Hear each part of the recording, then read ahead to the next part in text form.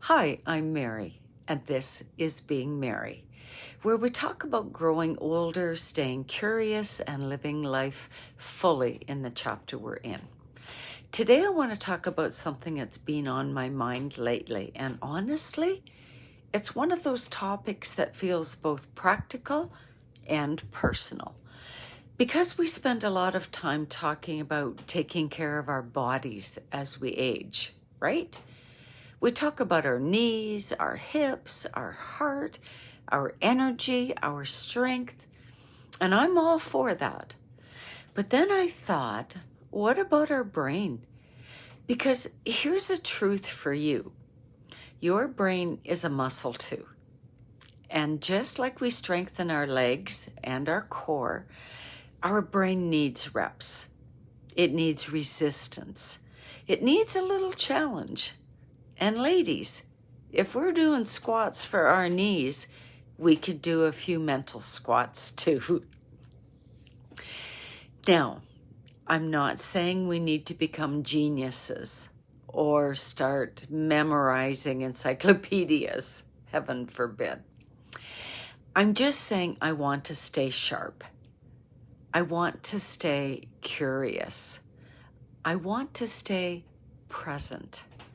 And I don't know about you, but sometimes I catch myself having those little senior moments. It's like I have an idea, and by the time I walk into the next room, that idea has vanished somewhere. And yes, we laugh, but it also makes you think. So today I want to share some simple, everyday things we can do to keep our minds active. Not overwhelming things and not expensive things. Not go buy a whole new lifestyle things. Just small shifts, small habits, and they add up. So before I move on, if you're enjoying these conversations here on Being Mary, I'd love it if you followed the podcast wherever you're listening. That way the new episodes just show up for you each week. Mental micro workouts. Okay, first one. I call these mental micro workouts because this is not about doing one big thing once in a while. It's about giving your brain little challenges throughout the normal day, like puzzles, Wordle, connections, Sudoku, crosswords, anything like that. Even 10 minutes helps. And listen, I know some people love puzzles, and some people are thinking, Mary, I would rather fold laundry than do Sudoku. And that's fair. So here's the trick. It doesn't have to be puzzles. It can be something as simple as changing your routine a tiny bit. Sit in a different chair at the table. It may not seem like much, but try it. Take a new route when you drive somewhere, on purpose and not by accident. I do this sometimes, not even on purpose. Try brushing your teeth with your non-dominant hand. Have you ever tried that? It feels ridiculous. It feels like your brain is saying, excuse me, we don't do that. And that's kind of the point. Because when you do something unfamiliar, your brain has to wake up. It has to pay attention. It has to build new pathways. Even reading for 10 minutes a day helps. A book, an article, a magazine, anything. And if you like to cook, try a new recipe. Learn a new genre of music you don't normally choose. Be adventurous. Learn one new word each day and actually try to use it in a sentence. That's a challenge for me. Even if you use it wrong the first time or second time. It's not about being perfect. It's about staying flexible. Now, social connection. Here's a big one. And I really believe this one in my bones. Your brain loves people. One of the strongest protectors against cognitive decline is staying socially engaged. And I know for some of us that's easy. And for some of us, especially in winter or after a loss or when we're tired, we start to pull back. We get comfortable in our own little bubble. But isolation isn't neutral. It affects us.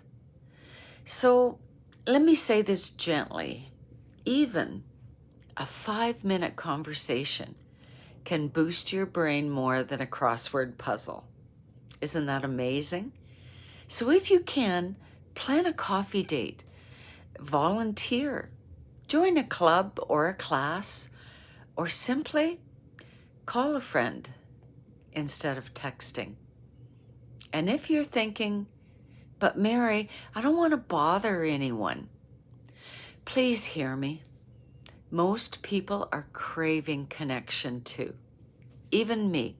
I love getting an invitation to meet for coffee and conversation. Big surprise there. Sometimes being the one who reaches out is actually a gift. And let's talk about movement that builds the brain. Now, you know I love talking about movement, walking, because it changes everything. But here's what I've learned. Some movement doesn't just strengthen your body. It strengthens your brain too. For example, dance. Even simple choreography means your brain has to remember steps, timing, sequence. That's brain gold. Yoga. Balance focus is your brain working while your body is working. And yes, I'm going to say it. Pickleball. Because pickleball isn't just exercise. It's strategy. It's quick decision making. It's tracking the ball. It's remembering who's serving. It's angles, it's reflex, and it's social. So honestly, like a cognitive jackpot. And I love that because it doesn't feel like brain work.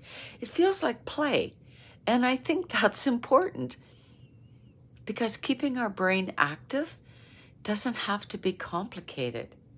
It can be simple things, like we've said, a puzzle, a new route home, a conversation with a friend, a game of pickleball, 10 minutes with a book.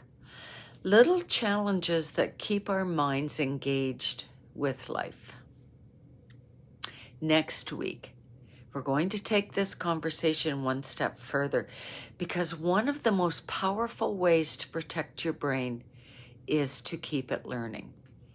Not necessarily going back to school, but staying curious about the world.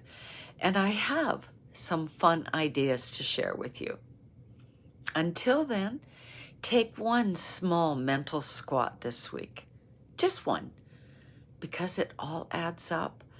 And as always, thank you for spending time with me today. This is Being Mary, and the best chapters are still ahead.